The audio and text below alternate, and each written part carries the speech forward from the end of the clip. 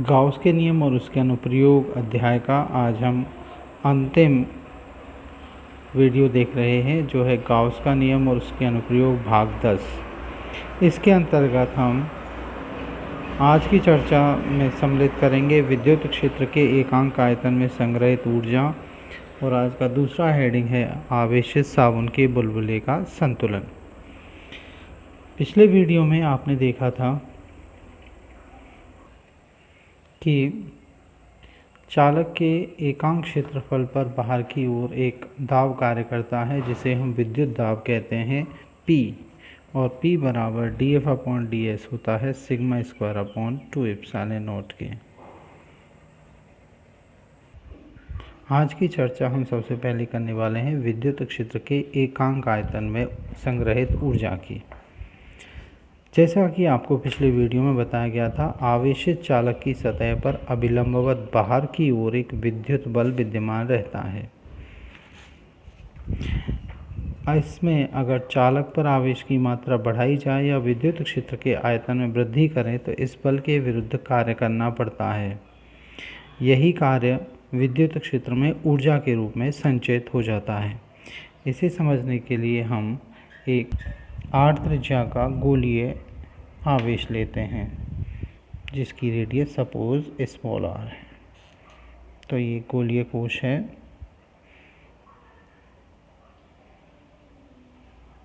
तो आप जानते हैं इस गोलीय कोश के बाहर विद्युत क्षेत्र की तीव्रता E बराबर सिग्मा अपॉन एप्सिलॉन नॉट, और इसके अंदर विद्युत क्षेत्र की तीव्रता 0 होती है। चूँकि गोले को दिया गया संपूर्ण आवेश उसके बाहरी पृष्ठ पर वितरित रहता है, ऐसे में इस सतह पर बाहर की ओर लंबवत दाब कार्य करता है P, और P बराबर होता है sigma square upon 2 epsilon naught. अब अगर इस गोले की इस पूरी सतह पर विचार करें तो इस पर जो बल कार्य करेगा बल बाहर की ओर, उस बल का मान होगा F बराबर P इंटू A। तो P का मान है sigma square upon 2 epsilon not. P का ये मान इस बल के व्यंजक में रख लें तो इस गोलीय कोश पर बाहर की ओर लगने वाला बल F बराबर होगा sigma square upon 2 epsilon not. चूँकि गोले का पृष्ठीय क्षेत्रफल होता है 4 पाई r स्क्वायर, तो A की जगह हम 4 पाई r स्क्वायर लिख देते हैं। अब यदि इस बल के विरुद्ध गोले को dr दूरी से संपीड़ित किया जाए, तात्पर्य है कि इस r त्रिज्या के गोले को यदि dr एक बहुत छोटा सा डिस्टेंस लेते हुए चारों तरफ से संपीड़ित किया जाए, इस तरीके से कि इसकी जो अंदर वाले गोले की त्रिज्या है वो हो जाए r माइनस डी आर। यहाँ ये वाला जो गैप है ये डी आर के इक्वल है। तो ऐसे में जैसा आपने पिछले डायग्राम में देखा था, अंदर विद्युत क्षेत्र 0 होता है, बाहर सिग्मा अपॉन एप्सिलॉन नॉट। जब इसे संपीड़ित किया गया तो ये वाला जो क्षेत्र आपको दिखाया गया है, इस पर विद्युत क्षेत्र E का मान सिग्मा अपॉन एप्सिलॉन नॉट के बराबर ही होगा, और अब r minus d are distance की जो गोला है उसकी अंदर विद्युत क्षेत्र की तीव्रता 0 होगी। तो ऐसे में इस बल के विरुद्ध जो आपने F का व्यंजक ज्ञात किया था पहले, बल के विरुद्ध आपने इसे dr दूरी तक संपीड़ित किया गया है। तो dr दूरी तक संपीड़ित करने में किया गया कार्य होता है आपका, एक छोटा कार्य है क्योंकि विस्थापन dr है, कार्य होता है बल गुणा विस्थापन के। तो dw हो गया F into D R. F का मान आपके पास है sigma square upon 2 epsilon naught into 4 pi r square d are. ये 4 पाई r स्क्वायर डी आर ये जो दोनों गोलों के मध्य का क्षेत्र है इसके आयतन के बराबर होगा, जिसे आप आयतनों के अंतर को ले सकते हैं, यानी 4/3 बाहर वाले गोले का आयतन 4/3 पाई r क्यूब, और अंदर वाले गोले के लिए radius r minus d r है तो आर माइनस डी आर का क्यूब। जब इन समीकरणों को हल करेंगे और डी आर की उच्च घातों की अवहेलना कर दें तो इसका मान आएगा 4 pi r square d r. अगर कार्य के व्यंजक डी डब्ल्यू बराबर sigma square upon 2 epsilon naught 4 pi r square d r में इस 4 pi r square d r के मान को डी वी से प्रतिस्थापित कर दें तो डी डब्ल्यू आपको मिलेगा sigma square upon 2 epsilon into d v. इसी प्रकार अपन संपूर्ण विद्युत क्षेत्र में संचित ऊर्जा की गणना करना चाहें तो इस समीकरण का समाकलन कर देंगे, क्योंकि तो अल्प दूरी के लिए था, पर यदि इसे अधिक दूरी तक आप संचयित करना चाहें तो इसके लिए कुल कार्य आप इस समीकरण के समाकलन से W बराबर समाकलन 4 pi r square d v से प्राप्त कर sigma square upon 2 epsilon not D v से प्राप्त कर सकेंगे। ओके। अगर आप विद्युत क्षेत्र के एकांक आयतन में संचित ऊर्जा या ऊर्जा घनत्व की बात करें तो डी डब्ल्यू था आपका sigma square upon 2 epsilon naught into d v. तो एकांक आयतन में संचित ऊर्जा ज्ञात करना चाहें, डी डब्ल्यू था आपके पास sigma square upon 2 epsilon not D V. एकांक आयतन में संचित ऊर्जा ज्ञात करना चाहें तो इस डी डब्ल्यू के डिनोमिनेटर में डी वी आ जाएगा। तो पिछले व्यंजक से आपको एकांक आयतन में संचित ऊर्जा का व्यंजक मिला डी डब्ल्यू upon d v equals to sigma square upon 2 epsilon not.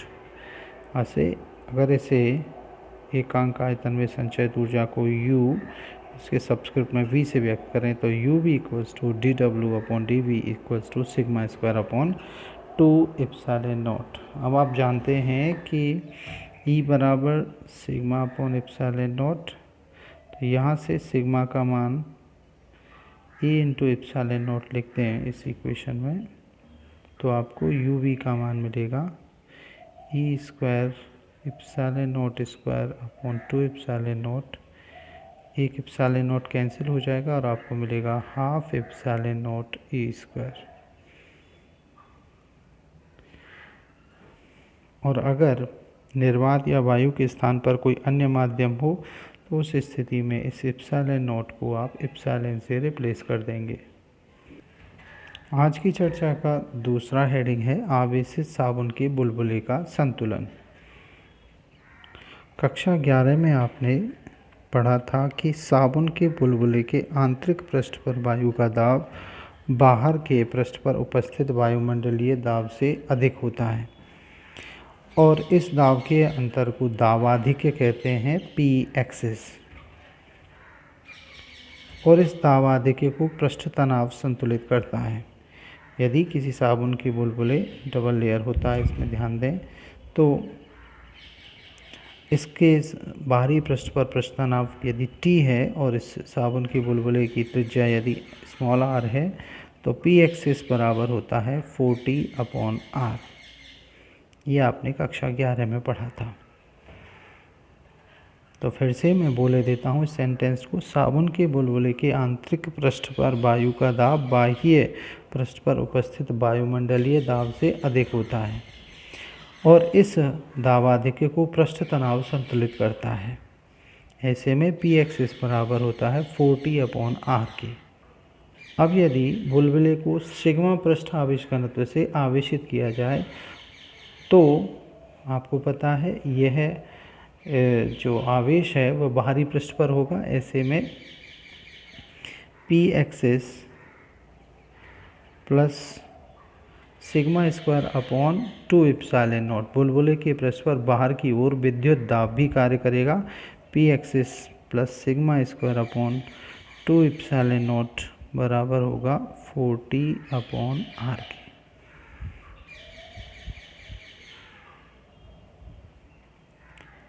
या P एक्सिस इक्वल्स टू हो जाएगा 4T upon R minus sigma square upon 2 epsilon not के। इस प्रकार बुलबुले को आवेशित करने पर एक ऐसी स्थिति आएगी, आप लगातार उसको आवेश देते जाएं कि एक स्थिति में दाब आधिक्य शून्य हो जाएगा और ऐसे में साबुन का बुलबुला फूट जाता है, यानी पी एक्सिस जो है वो 0 के इक्वल हो जाएगा। तो जब साबुन का बुलबुला फूटेगा तो उस स्थिति में पी एक्सिस बराबर 0 होगा। तो इसे अगर हम 0 के इक्वल कर दें तो आपको मिलेगा 40/R minus sigma square upon 2 epsilon naught equals to 0। इस ऋण के चिन्ह को पक्षांतरण करते हुए इधर ले आएंगे तो आपको मिलेगा 40/R equals to sigma square upon 2 epsilon naught. इससे आप साबुन के बुलबुले की त्रिज्या निकाल सकते हैं। R बराबर, R को कैलकुलेट करेंगे तो R आ जाएगा 8T epsilon not upon sigma square. आप चाहें कि सिग्मा का मान कैलकुलेट करें तो इसी से आप सिग्मा स्क्वायर कैलकुलेट करते हुए सिग्मा का मान कैलकुलेट कर सकते हैं और सिग्मा होगा √8T epsilon not upon R। या कुल आवेश निकालना चाहें तो सिग्मा से आप कुल आवेश भी निकाल सकते हैं, Q equals to sigma into A। तो आज की चर्चा हमने दो हेडिंग्स पर की कि विद्युत क्षेत्र के एकांक आयतन में संचयित ऊर्जा कितनी होती है। तो फिर से याद दिलाएं, इसका मान होता है U पर यूनिट वॉल्यूम के लिए इक्वल्स टू होता है sigma square upon 2 epsilon nought, जो half epsilon nought E square के बराबर होता है। और साबुन के बुलबुले के अंदर दाब आधिक्य की स्थिति में 40/R sigma square upon 2 epsilon not के इक्वल होता है। तो ये दो चर्चाएं थी आज के इस वीडियो में। अगले वीडियो में हम न्यूमेरिकल पे चर्चा करेंगे, तो पढ़ते रहिए। अगले वीडियो के न्यूमेरिकल हल करने से पहले आपको पहले के सारे वीडियो को बड़े ध्यान से पढ़ना होगा, इस चीज़ का विशेष